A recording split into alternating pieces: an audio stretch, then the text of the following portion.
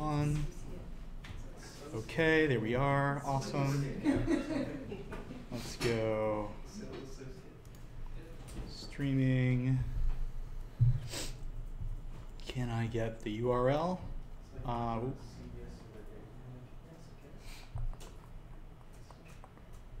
got to be a way to actually share this, right? Oh yeah, and in case you didn't notice, my dog decided to eat my book like a week before you. Let's see here. Now you blame your dog if you don't. Blame your dog if you don't pass. Yeah. Is that what you're saying? All right, I'll paste this in some other time.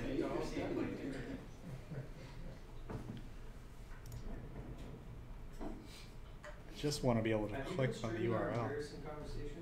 No, this is no. I just started it. Okay, I'll get the stream URL later on. Nope, all your stuff is safe. Don't worry. And this is muted, and it was in streaming. I turned it off. Okay, so I'll get the URL later on so that other people can join in.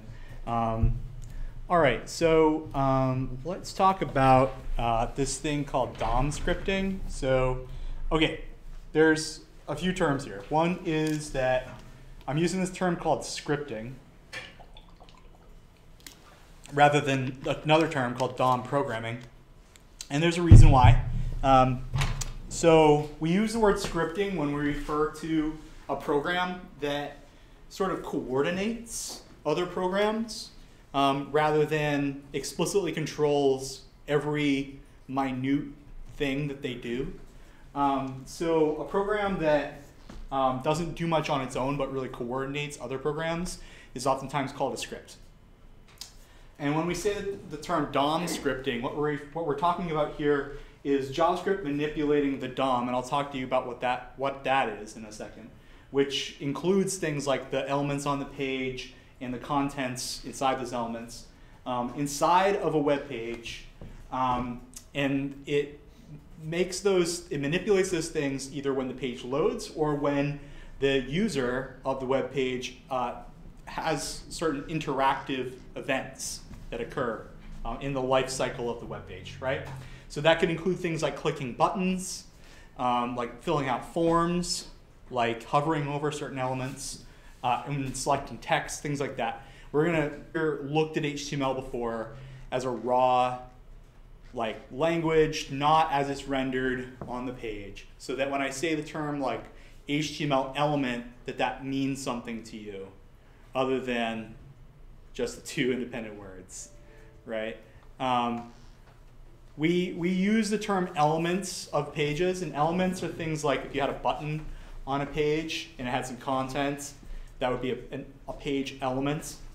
And the DOM, okay, is sort of like the whole page. The whole page is sort of like a tree of elements that are all made up of different subcomponents. So if you had your documents here at the top, let's call this document, okay, and then the document had an element called the head, okay, and it also had an element called the body, You know what, let me switch these really quick because I'm going to stand in front of one of them, and the head is less important for me to explain. So if we had a head and a body,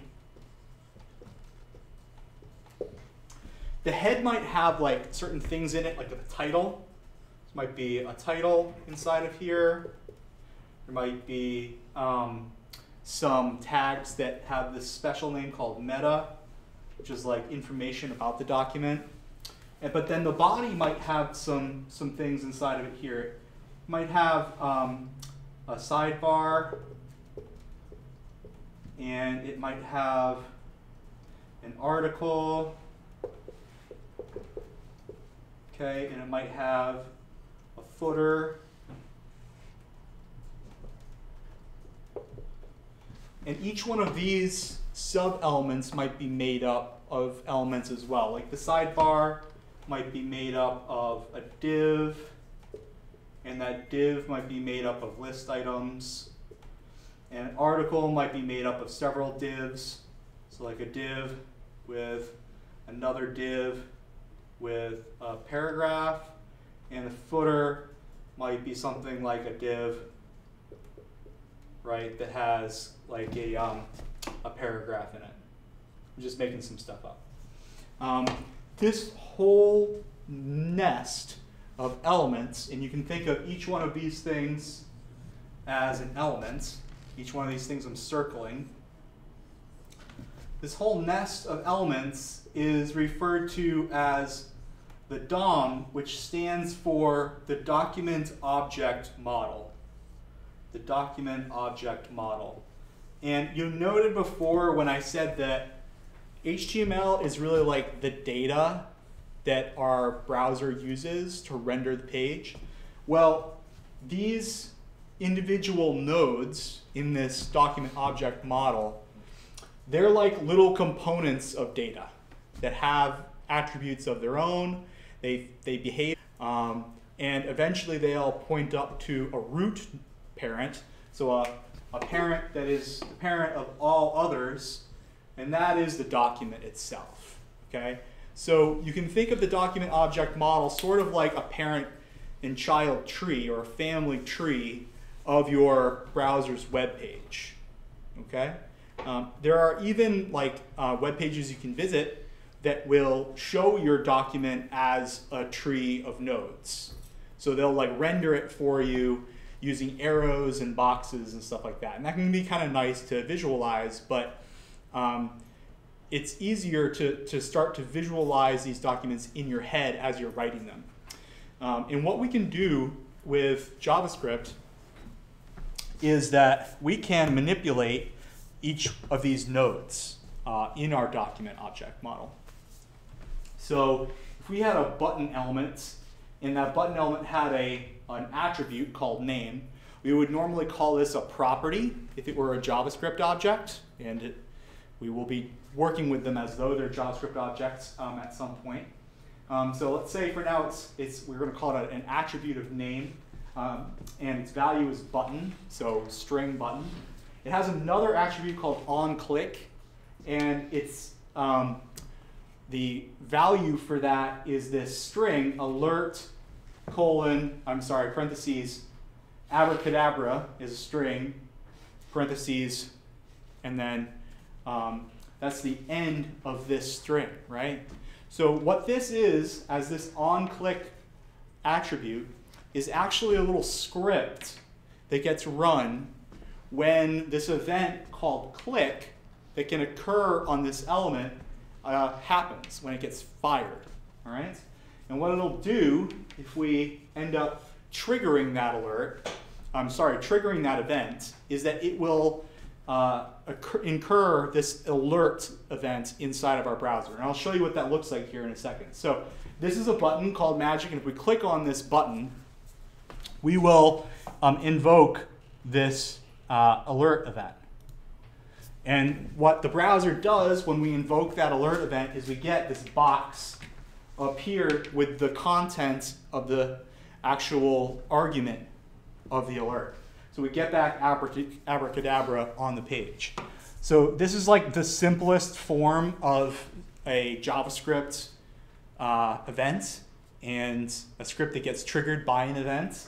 It's sort of like a little hello world for how to actually get JavaScript to start running in the browser. You're not going to be doing a lot with alerts, but they're kind of a quick and dirty way to show that what you have written works, right? Hello world doesn't do much on its own, but what it does do is show you that your program runs and it gives you what you expect.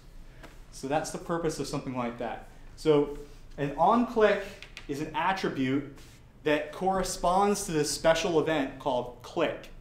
And when you actually click on an element in your document that has an attribute called onClick, it will try to run whatever code is inside of that attribute.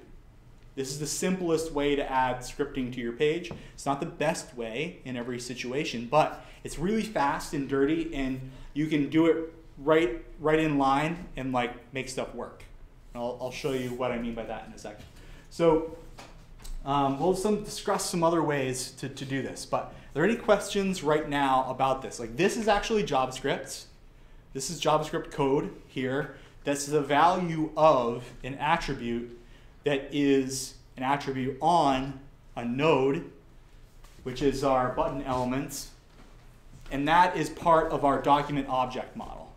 Okay? Any other questions about that so far? Is anybody super confused by what I just said? A little bit? Okay. What's confusing about it? Just context, I guess. Okay. All right. Let me show you the next slide and see if I can give you some more context, and then I'll try to actually give you some, like, write some examples to see if I can get you some here. You can also get JavaScript into your page by writing a script tag. This is a script element, all right? That if you have this inside of your HTML, what will happen is that this code will run when the browser encounters this element in your page. So if you put this first in your page, this code is going to run as soon as the script is finished reading. As soon as it's done reading it, it'll start executing it.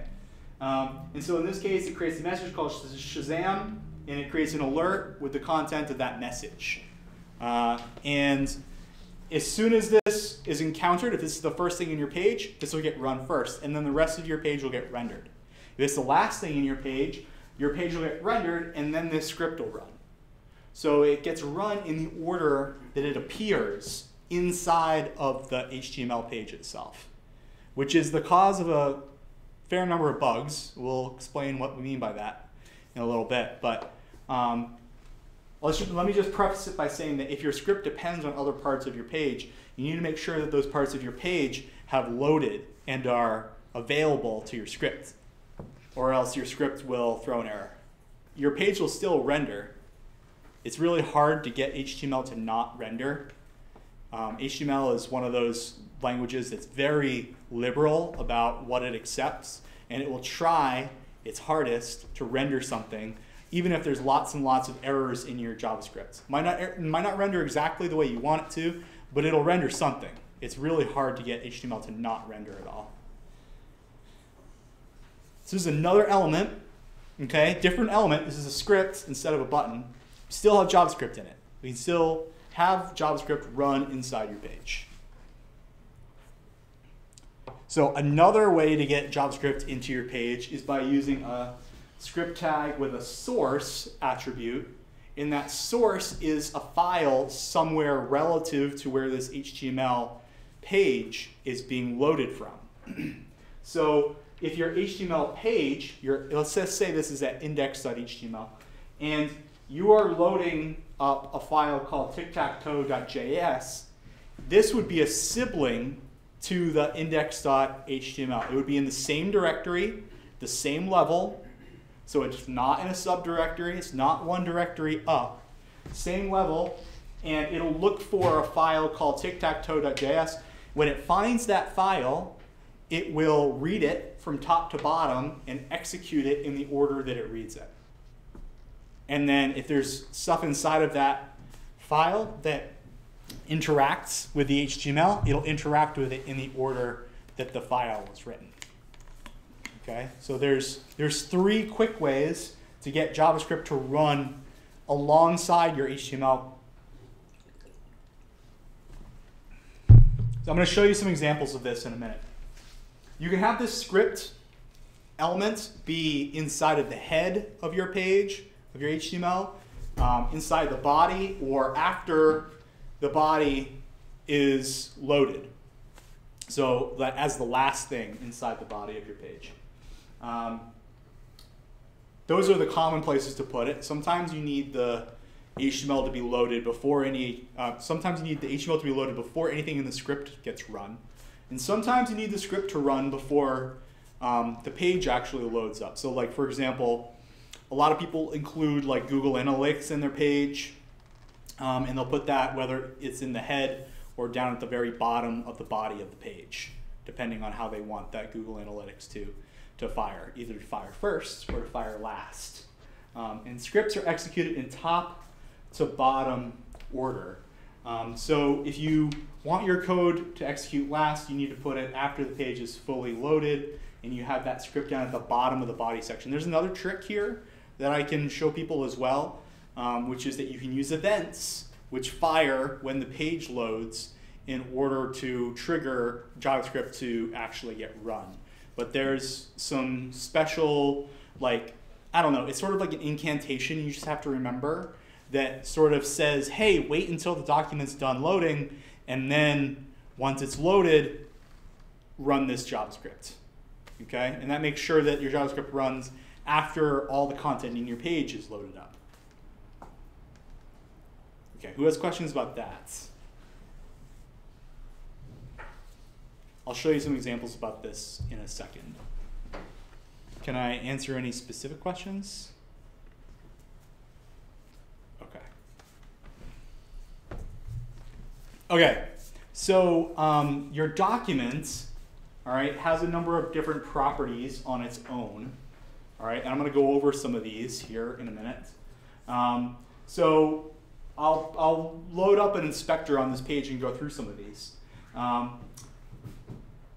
So your document is what's called a global variable, okay, inside of the JavaScript world. And it has properties on it, so you don't have to like set the document equal to a certain thing on your page when it loads up. It just automatically will equal what the browser has set as your document for the current page that you're visiting.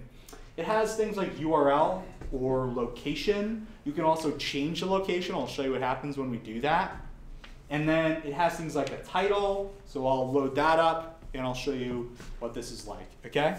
So let's see some examples here. So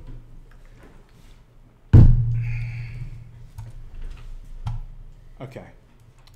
So let's bring open the console and see what this looks like. So we have our document here. Everybody see this? When I type document, look what happens on the left-hand side. This is just my browser trying to be nice and telling me what I've selected. Happens that what I've selected is everything in the page. So my document is this object that has all of the page content, all right? And I can highlight the various nodes that are part of the document. And you note that as I highlight over them, the page is highlighting, and that's just Chrome being helpful to try to tell me which section of my page is actually visible for that highlight. So I've highlighted over this section. This section is the current slide that I'm on. If I go over this div, I can find different sections of this page and scrub over them with my pointer, and it will find those sections of the page and actually, you know, highlight them in different ways so that they're more visible to me as I'm looking at them. But that's not really key to this document. The document itself is a JavaScript object. That's why I'm able to interact with it when I'm inside of JavaScript here in the console. So if I type URL, if I type URL and hit enter, what I get back is the string of the location that I am in, okay? So if I did document.location, it's a location object. It's a location object. You note that there's a bunch of properties here that are all properties on this JavaScript object, okay? So that means that if I were to change my location, documents.location equals example. Let's see if I can do https://www.example.com. Do I have too many? One extra, thank you. So if I hit enter right now, I'm going to be changing the location of my document. And when I do that, the browser is going to actually navigate me to example.com.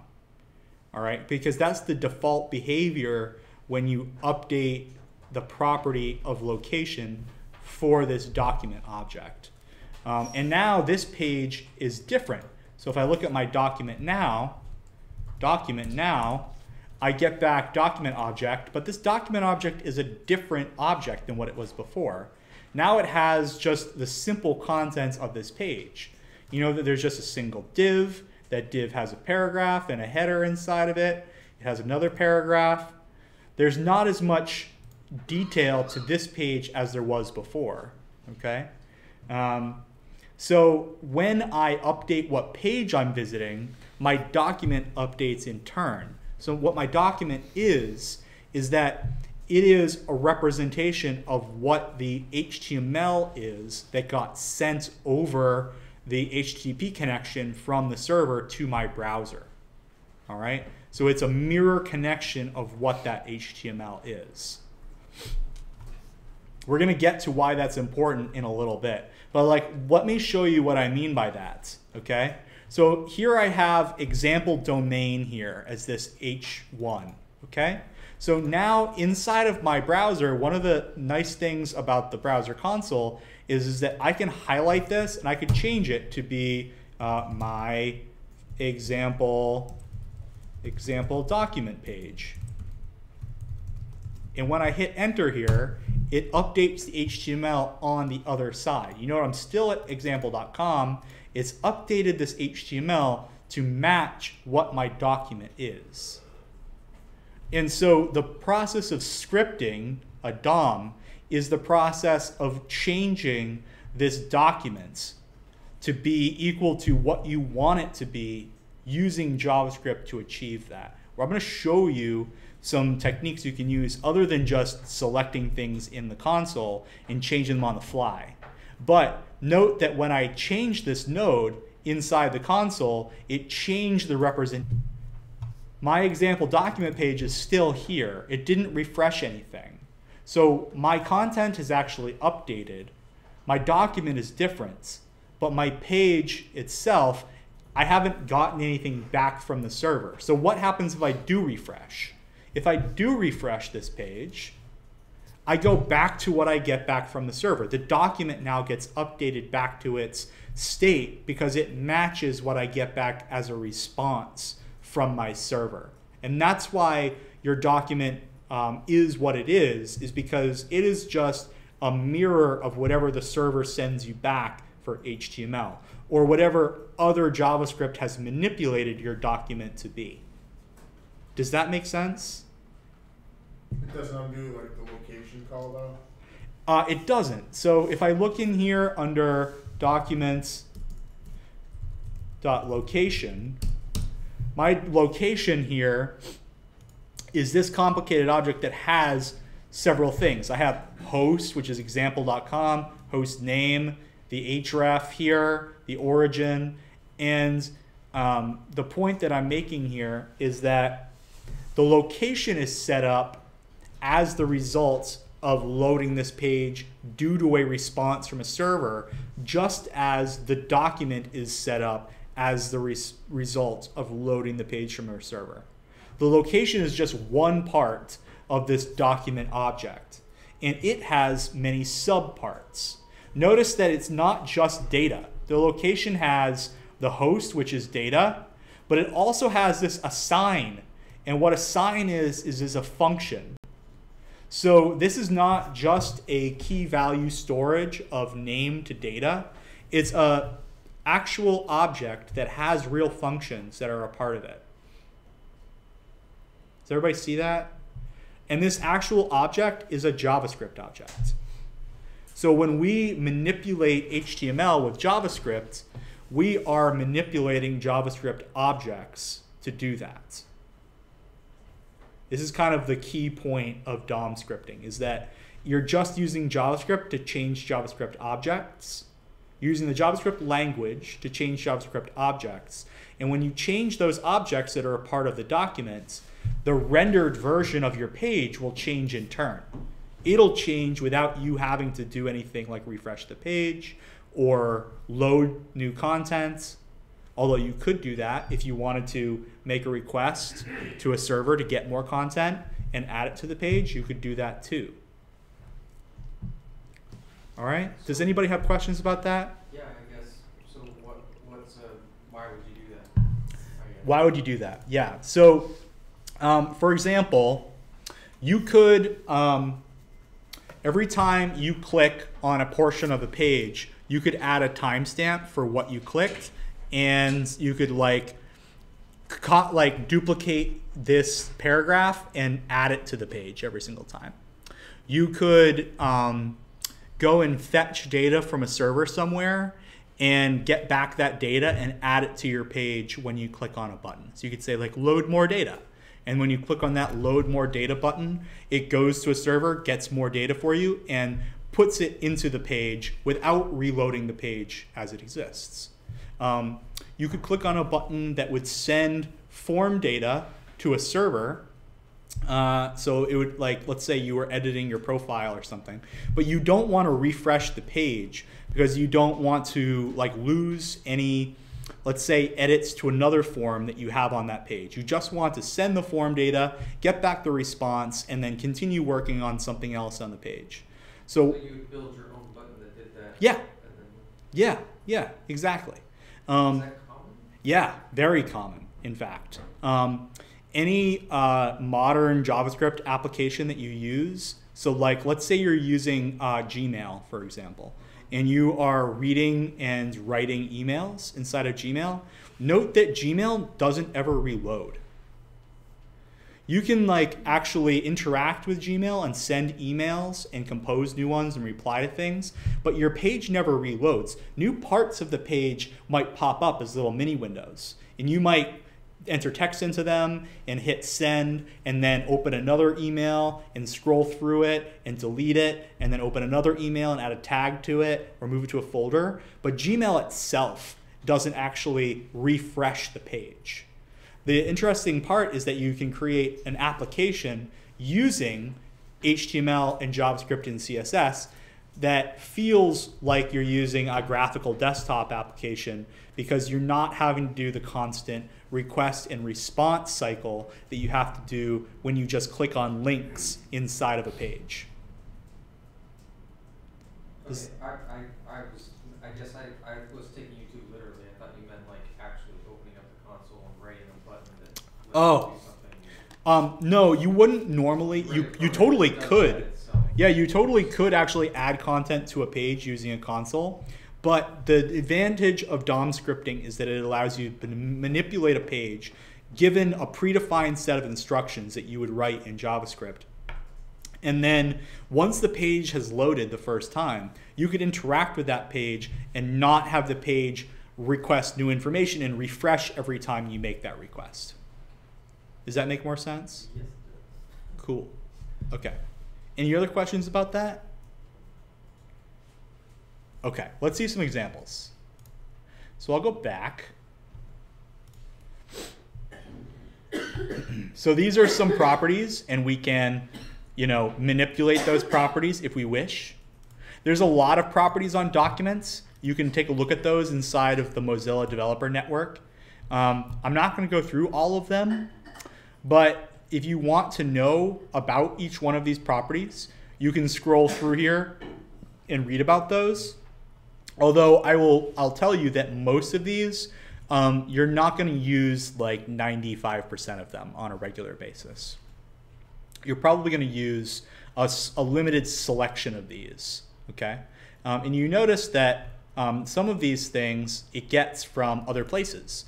And that's because the document is sort of a combination of several different attributes from different parts of the page. So the document includes all of the elements that are making up subparts of your page, as well as different events that your page might trigger. And we'll talk about why like the browser triggers those events and why events are really useful for using for building web pages rather than like waiting on certain things and blocking the rest of the page. All right. So let's take a look here.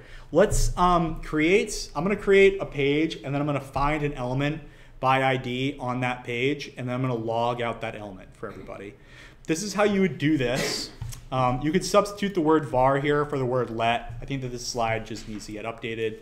And the point here is that when you use this function, getElementById, on the document, and you pass it a string that is an ID that appears inside of your web page, what you will get is that element.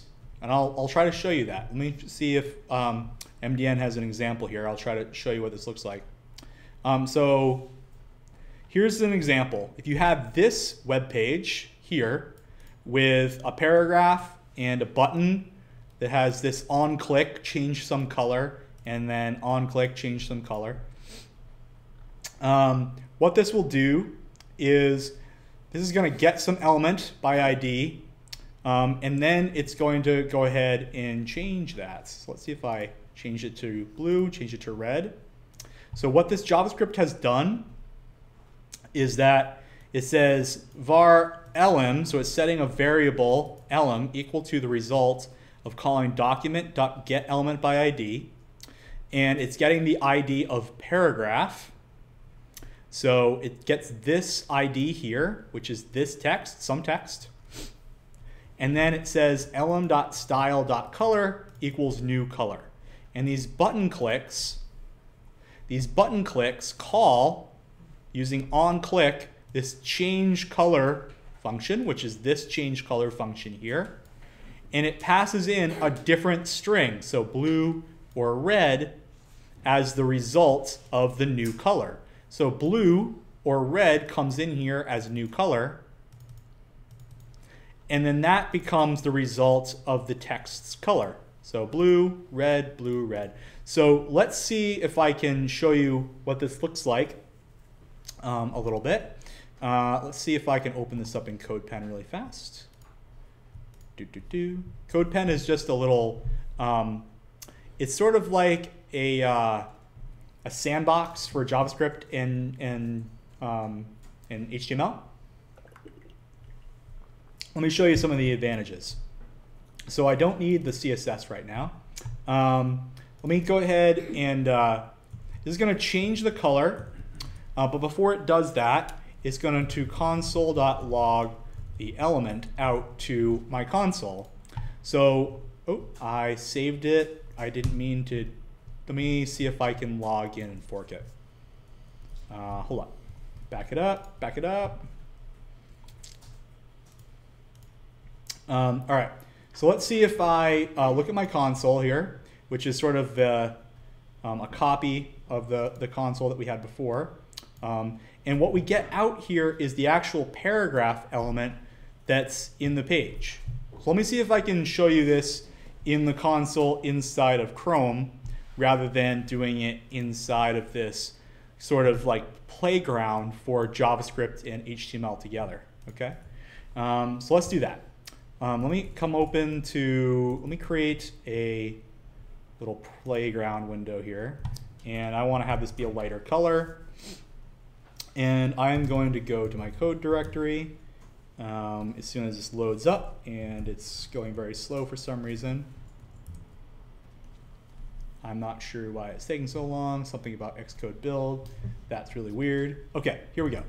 So let me go home and then cd to code, and then cd to live.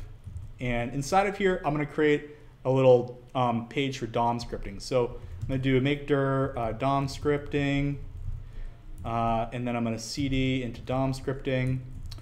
Now, inside of here, I need to create a page. I need to create an HTML page. So I'll do that. I will, you know what, let me just open it up in code. So open this up in code, and I'll make the HTML page inside of Visual Studio Code. So inside of Visual Studio Code, I'll create an index.html. And inside of this index.html, I will see if I can complete this. There we go. Oh, you know what? Let me see if I can do. Yeah, there we go. So I'm going to have an element inside of here. Ooh, that's not what I wanted to do. Page title is going to be DOM scripting. Cool. And now I'm going to come into the body down here, add a little paragraph, and I'm going to say this will be my little hello world here. Okay. And I need to have some JavaScript inside this page. So I'll create a little script tag inside of here. Script tag inside of here. And inside the script tag, I'm going to bring in code similar to what we have here for this change color. The only difference is that I am not going to have my get element by ID. Well, you know what? Let me add an ID to this with something similar. So this will be ID equals targets. And I'll come down here and change my element that I'm targeting over to target. Okay, so I'm not going to change the color over to new. Well, hold on. Let me change it to, this won't take an argument, and I'll just change the color to red. When this runs, it's just going to change the color to red, and I'll run this script from the console. Okay, and let me go ahead and format this so it's a little prettier. Change your console log. You still have it on it. Oh, thank you. Well, elem is the result of doing this document.getElement by ID target. Sorry. No, that's okay. That's a great question. I'm glad you brought it up. So I want to actually have this page run for me. So there's a few things that I could do. The simplest thing that I could do right now is that I could actually load this up inside of Firefox and then bring it open. But because my Firefox is set up in a little weird way, I'm going to bring up a little live server to actually run this and then run it on port 5555. So this is actually running on my local machine. I have my hello world here. If I take a look at the documents, it added some extra code here to let it run live for me, which is kind of weird, but it does work. And this is my JavaScript that actually runs the get element by ID. Okay, so let's actually open up a JavaScript console here, and let's see if I can do this. So if I had my function now is called my function is called change color for some reason, just because I pasted it in. So let's go ahead and run change color here. So if I run change color, it changes it to red, and it prints out the element that it found by that ID. So that's this paragraph up here. If I had more content inside of here beyond this paragraph, if I had something called, like if I had a div, and then this div had an ID, and this is container, okay, and I saved this, and inside this div said this wraps some content, and I can put content directly inside of a div even though it's not recommended. What I could do now is if I wanted to say container, so if I said let container, and I could name this whatever I wanted. I could say my container or the container, whatever it is. I don't have to have the word container in it. It could be documents .get element by ID container, and because I have a element with an ID container, my container now is equal to that actual div. Okay, so this is a way for me to be able to target different parts of my page and actually assign those parts of my page to an element. Okay, if I wanted to say my container dot inner text, no wait, is it inner text or inner HTML? Inner HTML. It could be either one, but this one will work fine. This would be some new content. Okay. Notice that my div now has updated to some new content. So what should I update it to this time? What should it say now instead of some new content? What should I change? What should I change that div's content to? Anybody have a suggestion? What are you doing, Dave? What are you doing, Dave? Right? So when I change that inside of this code, then it updates this actual content in the page. So I'm doing this manually for now, just to show you that these are the steps, but I could use JavaScript to do this in a non-manual way, using some automated process of like clicking on a button or clicking on the element and having it actually update that element on the fly. Okay? We're going to see some of that in a couple of slides. Anybody have any questions on this so far? So it'd be something like you make a button that says JAWS reference and a button that says 2001 reference, and then in the code it says if JAWS reference is pushed, change my container.innerHTML to, we're going to need a bigger boat. Yeah. Yeah, let's do that. So let's say PID equals reference, right? And this will be, well, we're going to delete this. We're going to get rid of the container, right? And we'll have a button here, button. And this will have, this will be a button with, we'll have a button. And then inside of here, it'll say JAWS reference. If I can spell correctly. And then over here, it will say 2001 space Odyssey reference. And so we have two buttons, okay? And this one's on click, right? Will equal let's say,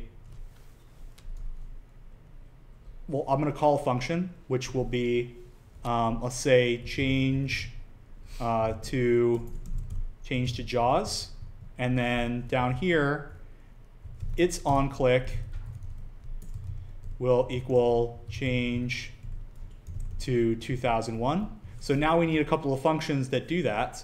So I'll have a function here called change to JAWS, or this one will be changed to 2001, and I will actually make this a real function call. And then I'll have another one, you know what, I'll just copy it in once I'm done. So this will be let's lm equal document.getElementById. And this would be reference. And then I'll say lm.inner HTML equals, we are, hold on, let me double it up. We're gonna need a bigger boat. And then for, I'm sorry, this is wrong. This should be JAWS, right? Change to JAWS. And now I'll go ahead and copy this just for example's sake. Change to 2001. And this is going to be, I'm sorry, Dave, I can't do that.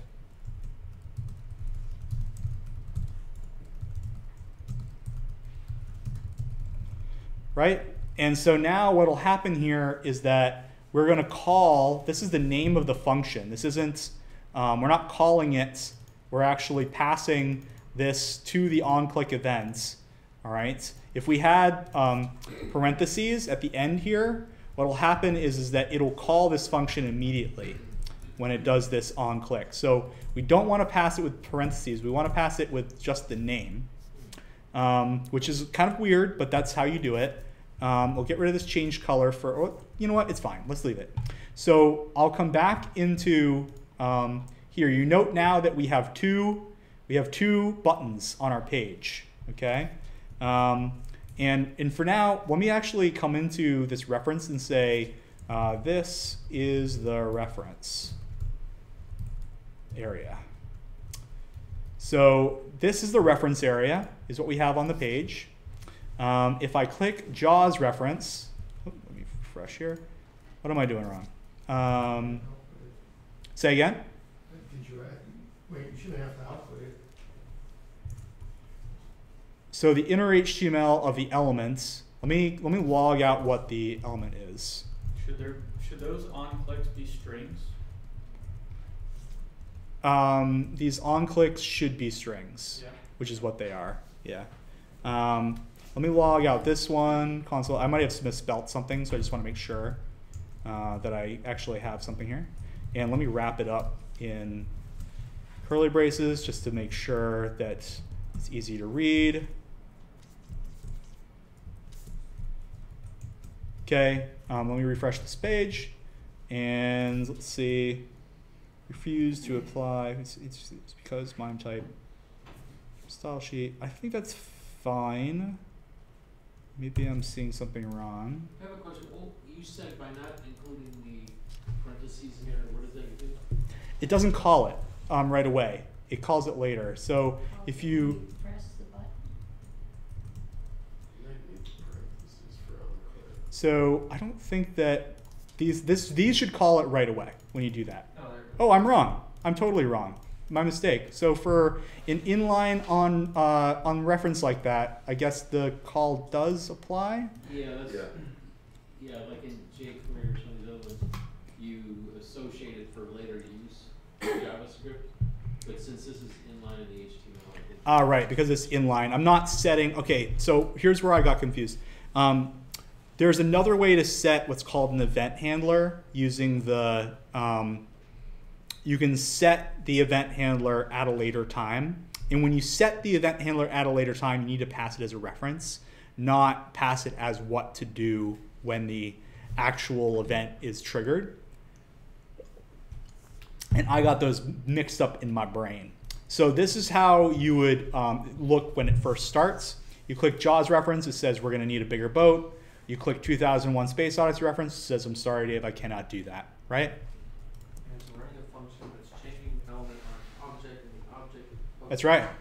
Yeah, so if I look at documents dot if I look at document.get element by ID here and I look at container, I'm sorry, why didn't that dot reference, thank you very much. Reference, it shows the current value of that container. And if I click on JAWS and I do it again, it gives me the new value of the container. Okay. All right. So those are some examples of doing DOM scripting. I could tell people weren't quite it wasn't quite clicking, so I wanted to actually show you what it looked like to actually do this DOM scripting for real. Does that make any more sense now that I walked through that kind of stuff? Mm-hmm. Okay, cool. So here's how you can find elements that are more complicated than just a simple ID. All right. This is what's called a selector, and if you're familiar with CSS, this might look familiar to you, because what this is what's called you're traversing down the DOM. You're saying, find me a paragraph element that's directly a child of a div with a class of preview that's inside of the main elements. All right, so this is a selector. This is something you would use if you were styling elements in HTML typically. So if you are familiar with CSS, this won't look outside of your wheelhouse. If you've never seen CSS before, this can look a little confusing. So what it means is that start with main, find a div with a class of preview inside of that main element, and then find a paragraph element that is direct descendant, so not a grandchild or a great-grandchild, but a direct descendant of the div.preview, so directly inside of div.preview. This query selector here, it's a more powerful way of finding elements in your page because you can pass it some arbitrary number of CSS selector declarations, and it will find an element, if one exists, inside of your page that matches that. It's almost like saying, go to Main Street and then find the street with div and the name of preview, and then look for the cul-de-sac of paragraph directly on that street. All right, this is like turn-by-turn navigation instructions for finding elements in your page. And when it gets that one, it'll assign it to a variable called element. And then you can do something with it. All right? So that's what this, this type of selector for targeting a DOM node is. All right? And you can find more details about that under document query selector inside of the MDN again, because the MDN is the canonical reference here. And they even give you some examples for your page. And it's pretty great. I'd recommend checking it out if you want some more details. If you want to use an element, you can change its inner text two different ways. I use the inner HTML, which is the old way, but there's also text content, which is safer. And the reason why it's safer is that inner HTML lets you pass in any text that could be plain text or interpreted as HTML. And if it can be interpreted as HTML, it'll become the subtext of that element, which can be a little dangerous if you're scripting, because somebody could pass in some HTML that contains what? What can you contain inside of HTML? Like JavaScript, exactly. So you could pass in content into an element that contains a script that allows a malicious person to actually change your page based on whatever they could think up, which could be quite creative. You can type it right into the address bar too, and you can notice the get calls. What's it called? It's like an intrusion or something. So you're probably thinking of an injection attack, That's what I'm thinking. but this is different than that.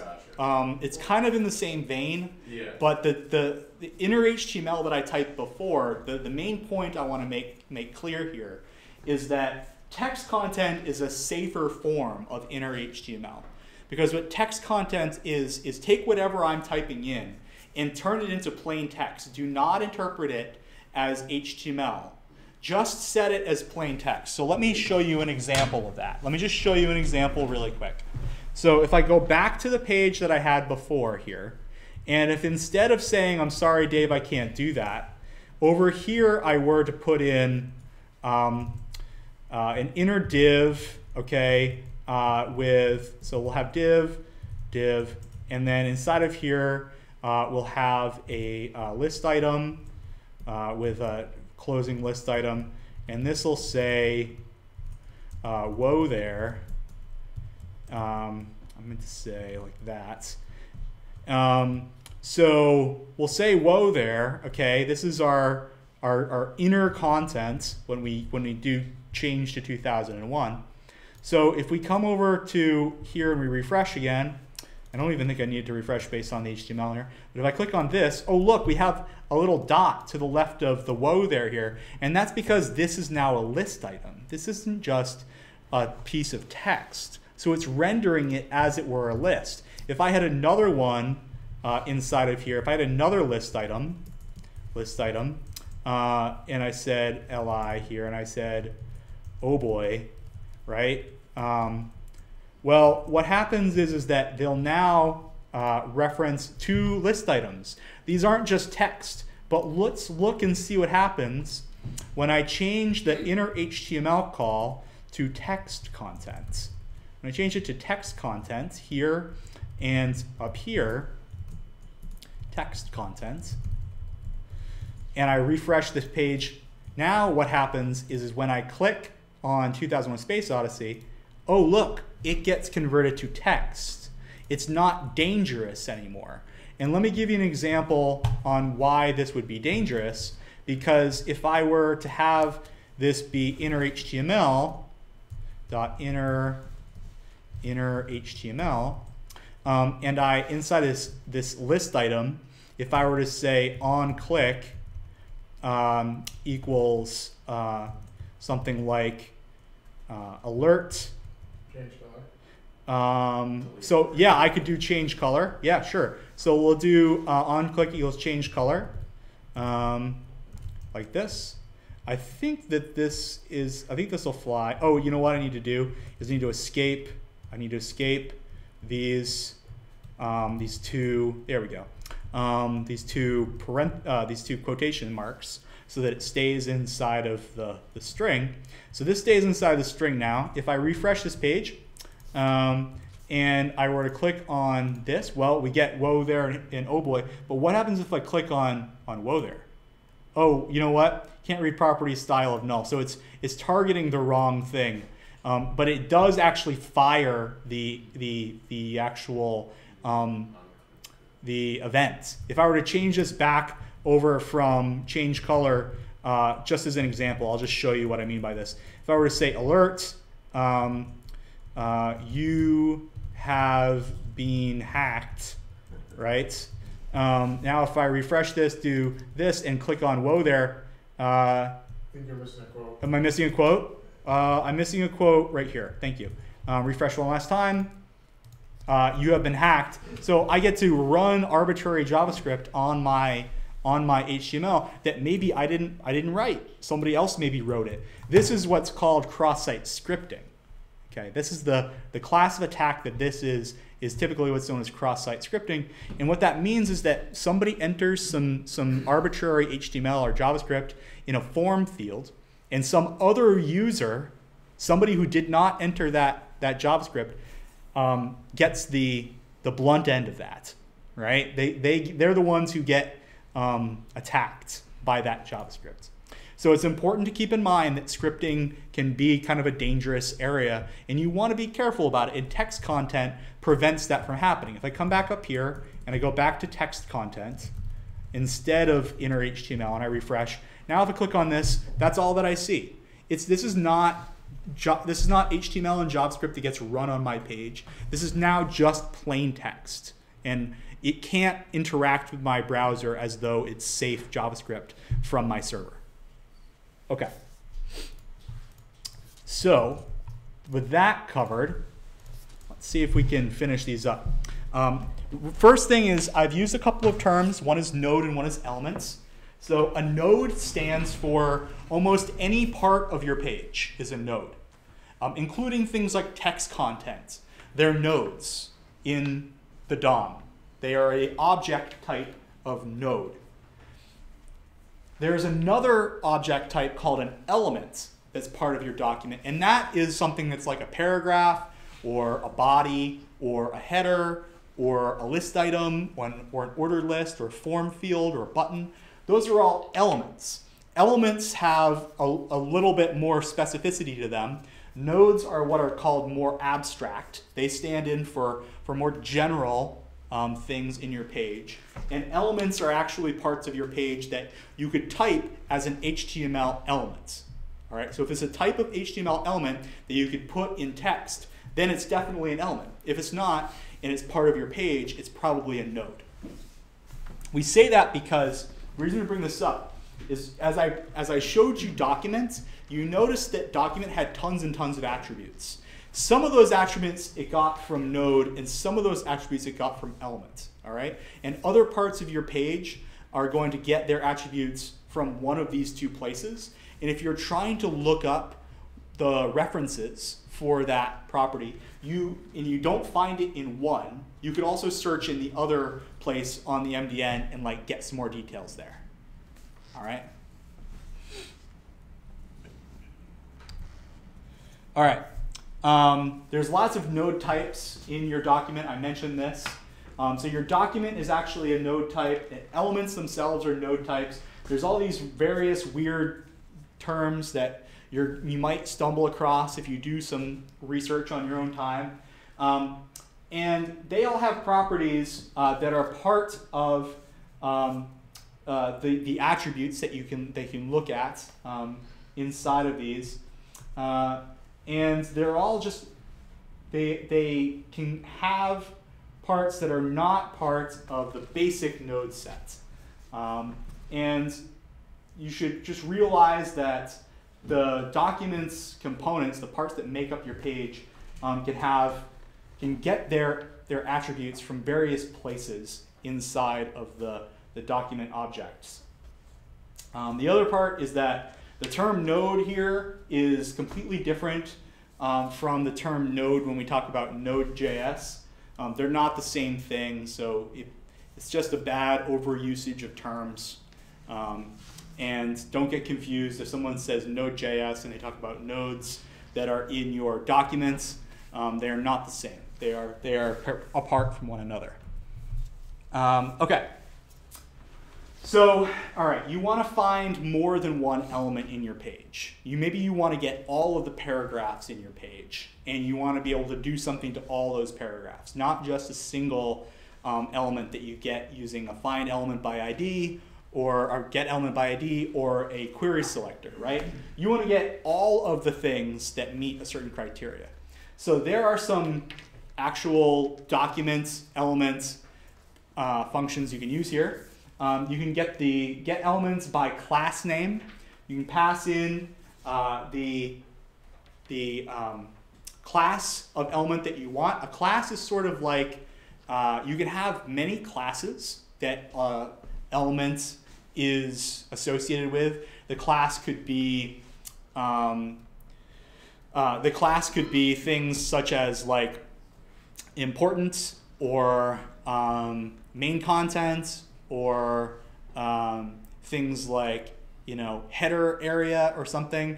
They are different terms that you can attach to elements that are on your page, and you can use them as many places as you want. And elements can have one or more classes if you wish. But elements can only have one ID. So you don't want to ever assign more than one ID to an element, but you can have many classes on that element. And if you want to get all the elements by a certain class, you can pass in the class name, just like you pass in an ID name, and it'll get all of those elements that match. All right? If you want to get all the elements that match a tag, so this is like, get me all of the H2s on a page, or get me all of the paragraphs on a page, or get me all of the link items on a page, or all of the list items in a page. You can do that by get element by tag name. All right? And that'll get all those elements using that tag. And then the other is you can say document.querySelectorAll, and you can pass it a query selector like you had before, but instead of finding the very first element that matches this query selector, it'll return to you all of the elements that match that query selector. And what you get back when you have this return set is not an array. I want to be clear that you get that an object that looks and kind of feels like an array, but it's not, okay? It's going to not return, like, if you try to do map on it, I don't think that that would work. However, you can do things for every one of those elements that you get back by using a for of loop on it. So doing a for of loop on this resulting object, which I believe is a node set. Okay, so it's a collection of nodes that are all the JavaScript node objects. You could then go through every one of those elements and change all of their colors to red. You could change all of their colors to blue. You could change all of their inner all of their text contents to something other than what it is right now. And you could do that in a loop. So it would appear instant, even though it is actually going through and doing them one at a time. It's going to happen super fast. Okay.